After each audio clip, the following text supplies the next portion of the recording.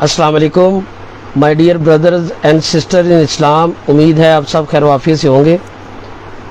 आज का energetic reminder नहायत ही अहम काम के हवाले से है। एक बहुत ही महबूब तरीन अल्लाह की बारगाह में इबादत अमल यानी कुर्बानी, अल्लाह की रज़ा के लिए, अल्लाह की खुशनुदी हासिल करने के लिए, अल्लाह के रास्ते में अपने जो अल्लाह ने हमें माल दिया है उससे जानवर ख़रीद के ज़िबा करना, ये अल्लाह की बारगाह में एक नहायत ही पसंदीदा अमल है। और जुल्हज्जा का जो आखिरी पहले अशरे का जो आखिरी दिन है, जिसे 10 जुल्हज जो है, उस दिन का नाम भी यौमुन नहर है। यानी उस दिन सबसे अच्छी इबादत, सबसे बड़ी इबादत अल्लाह की बारगाह में जानवर को ज़िबा करना है, नहर करना है। कुर्बानी की शरीयत और कुर्बानी के जानवर को पालना और उसकी सेहत, और एक बड़े जानवर में यानी गाय और ऊँट में कितने लोग मिलकर कुर्बानी कर सकते हैं, आज के इस मुख्तसर से सेशन में हम उसका तज़किरा करेंगे। सबसे पहली बात, मुआशरे में ये बात बड़ी गलत उलाम है कि जिस शख्स के पास निसाब यानी जो ज़कात का एक मय्यर बयान किया गया है, 7.5 तोले सोना या 52.5 तोले चांदी, इसके बराबर माल होगा तो वो साहिब निसाब होगा कुर्बानी के लिए। ये किसी भी सही हदीस, किसी सहाबी के कौल अमल, किसी ताबी तबा ताबी मुफस्सर मुहद्दिस से ये बात नहीं मिलती। हकीकतन कुर्बानी एक ऐसी इबादत है कि अल्लाह के रसूल सल्लल्लाहु अलैहि वसल्लम ने इसकी मशरूइयत, इसकी फ़र्जियत, इसकी फजीलत में बयान फरमाया। आपने फरमाया, या अय्युहन्नास इन्ना अला कुल्ली अहली बैती फ़ी कुल्ली आमिन अज़हिया, हर घर वाले के लिए, जो घर का फ़र्द है उसकी तरफ से हर साल कुर्बानी करना फ़र्ज़ है, लाजिम है। ये सही हदीस सुनन इब्न माजा की हदीस नंबर 2788 है, और ये उसका किताबुल ज़हाया का बाब नंबर 1 है।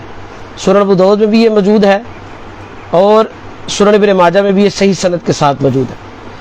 इसके अलावा दूसरी दलील कुर्बानी की फ़र्जियत, अहमियत के हवाला से अबू हुरैरा रज़ी अल्लाह ताला अन्हु बयान फरमाते हैं, रसूलुल्लाह सल्लल्लाहु अलैहि वसल्लम ने फरमाया, मन वजदा साअतन, जो शख्स भी ये सहूलत पाए, जिसको ये तौफीक मुयस्सर हो, किस चीज़ की, फलम युज़ह फला यकरबन्ना मुसल्लाना, अगर कोई शख्स इस्तिताअत के बावजूद कुर्बानी नहीं करता, वो हमारे मुसल्ला के करीब ना आए। औ कमा काल रसूल सल्लल्लाहु अलैहि वसल्लम, यानी एक शख्स अगर इस्तिताअत नहीं रखता, वो कुर्बानी ना करे, अल्लाह की बारगाह में उसके लिए कोई पकड़ नहीं है, अल्लाह के रसूल सल्लल्लाहु अलैहि वसल्लम की तरफ से कोई नाराज़गी का मामला नहीं है।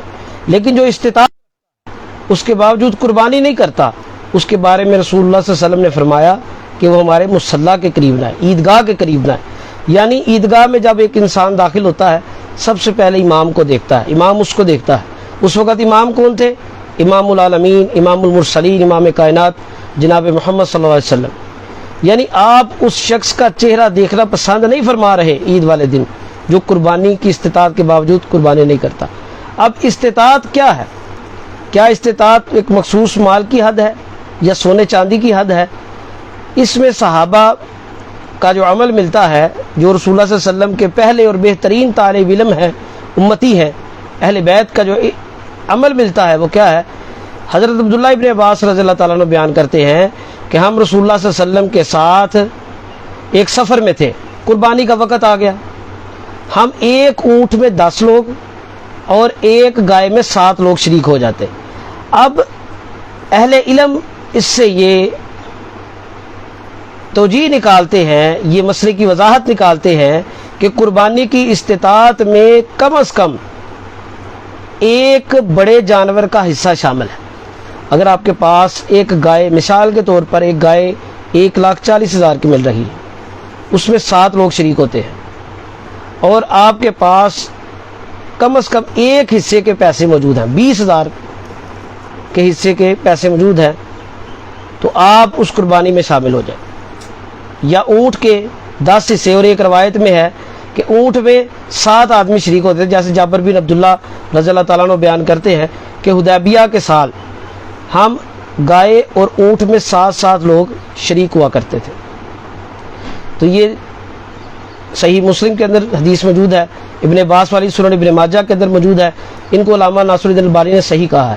یعنی نصاب قربانی کے لیے حد جو ہے مال کی وہ یہ ہے، کم از کم ایک جانور آپ بکرا اس کی استطاعت رکھتے ہیں، یا بھیڑ کی یا دمبا یا کبرا مینڈا اس کی آپ کریں، اور اگر آپ کے پاس اس کی استطاعت نہیں ہے تو کم از کم ایک گائے یا ایک اونٹ کا جو حصہ بنتا ہے، اونٹ کے 10 شمار کر لیں یا 7 کر لیں، گائے کے اندر 7 لوگ شامل ہوں گے، ایک حصے کے برابر پیسے ہیں تو آپ قربانی کریں گے، یہ آپ پر لازم ہے، کیونکہ رسول اللہ صلی اللہ علیہ وسلم نے فرمایا، جیسے کہ میں نے 2 حدیث بیان کی ہیں، رسول اللہ صلی اللہ علیہ وسلم نے فرمایا جس شخص کے پاس استطاعت ہو اس کے باوجود وہ قربانی نہ کرے وہ ہمارے مصلی کے قریب نہ آئے۔ اور پہلی حدیث کہ ہر گھر والے کے لیے قربانی کی ادائیگی لازمی ہے۔ دوسرے نمبر پر قربانی کے جانور کی حیت کیا ہونی چاہیے؟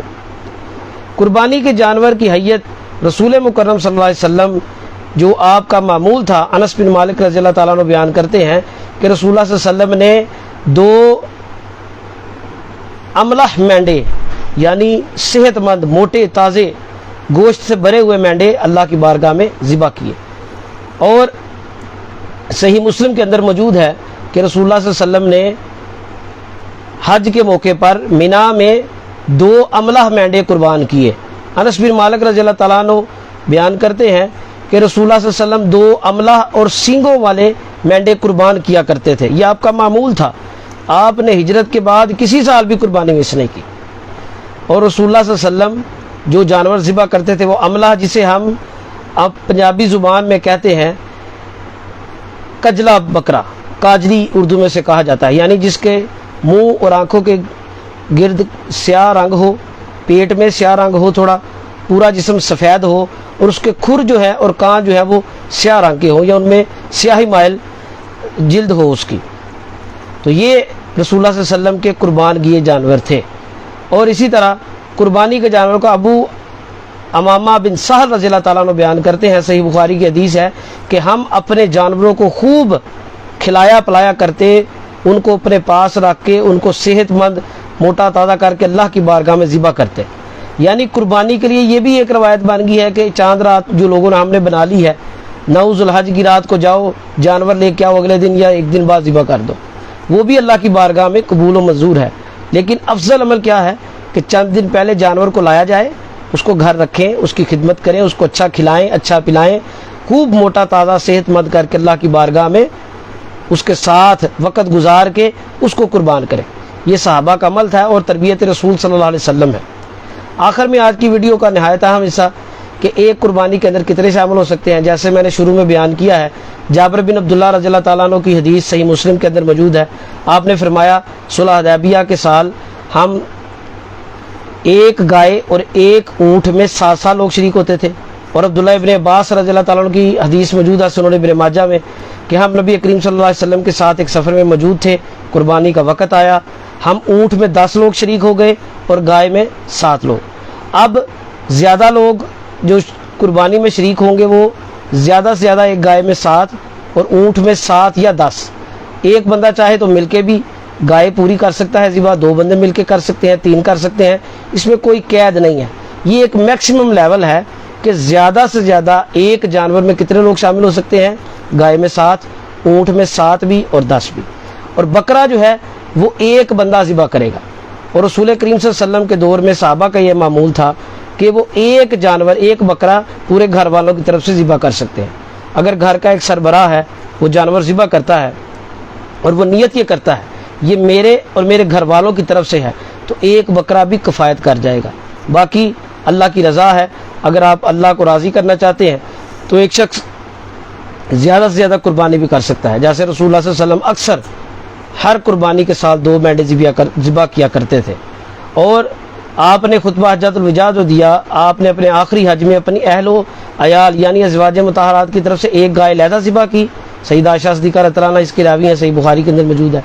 اور آپ نے 100 اونٹ علیحدہ ذبح کیے اور آپ نے 2 مینڈے ذبح کیے۔ تو یہ اگر آپ کو اللہ توفیق دیتے ہیں تو آپ زیادہ جانور بھی ذبح کر سکتے ہیں۔ تو اللہ سے دعا ہے کہ اللہ تعالیٰ سنانے والے کو اور سننے والوں کو عمل کی توفیق عطا فرمائے، اور جو بھی خیر بیان ہوا وہ اللہ کے فضل اور اس کی توفیق سے ہے، اور جو بھی کوئی کمی کوتاہی رہ گی وہ بشری حوالہ سے ہے، اللہ تعالیٰ اس کا ازالہ فرمائے۔ آپ سے دو درخواست ہے کہ اس کو سنیں بھی، آگے شیئر بھی کریں، اور ہمارا یوٹیوب چینل ہے انرجیٹک ریمائنڈر، اس کو سبسکرائب بھی کریں، آگے دوستوں تک پھیلائیں۔ اپنی قیمتی آراء سے بھی ہمیں گاہے بگاہے اس کے بارے میں دیا کیجیے قیمتی آراء، تاکہ ہم مزید بہتری کی طرف گامزن ہوں۔ اللہ تعالیٰ میرا اور آپ کا حامی و ناصر ہو۔ اقول قولی ھذا واستغفر اللہ لی ولکم ولسائر المؤمنین۔ السلام علیکم ورحمۃ اللہ۔